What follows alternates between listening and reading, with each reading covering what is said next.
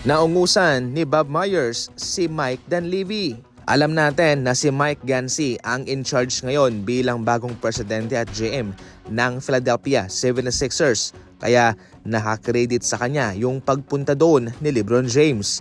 Pero alam nyo ba na yung presidente na namumuno sa mother company ng Philadelphia 76ers ay si Bob Myers?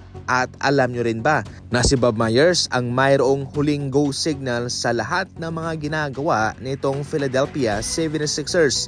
Nangangahulugan na mayroon siyang contributing factor sa pagpili ni LeBron James sa Philadelphia. Kahit Sixer itong si LeBron James mga idol ay pwede po siyang tumira sa New York at mayroon siyang private helicopter na susundo sa kanya papuntang Philadelphia. So bali po aabutin po siya ng 45 minutes mga idol yung kanyang biyahe galing sa Manhattan papuntang Philadelphia.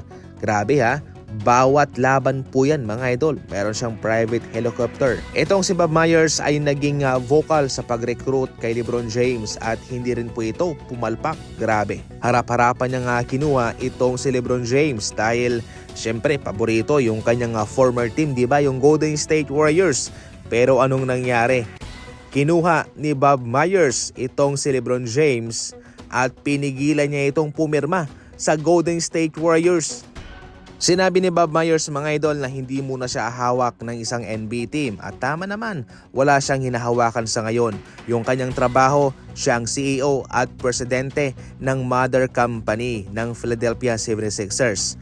Pero mayroon pa rin siyang koneksyon at impact sa mga ginagawang desisyon. At finally, si Bob Myers po at si Mike Gansey ang naging susi kung bakit natapos na ang proseso o yung tinatawag ng Sixers mga idol na trust the process.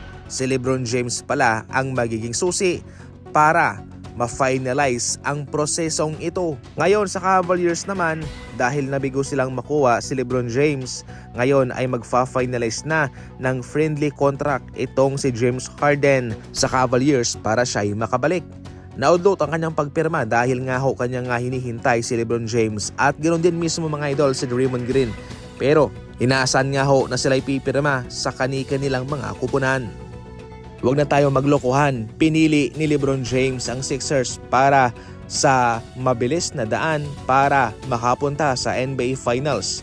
Siyempre sa kanyang paglipat sa Eastern Conference galing sa West ay naiwasan niya ang mga kupunang Denver Nuggets, Golden State Warriors, Los Angeles Lakers at San Antonio Spurs, kabilang na ang pinakamainit na OKC Thunder. Kaya dahil dyan ay marami siyang iniwasan doon sa Eastern Conference. Kakaunti lamang ang kanyang babanggain. So far ang Knicks ang mayroong pinakamalaking pangalan dyan. Malaking hadlang sa kanilang kagustuhang magkampiyon. Para sa mga NBA Fast Break balita, tumuto ka lang. And as always, thank you for watching.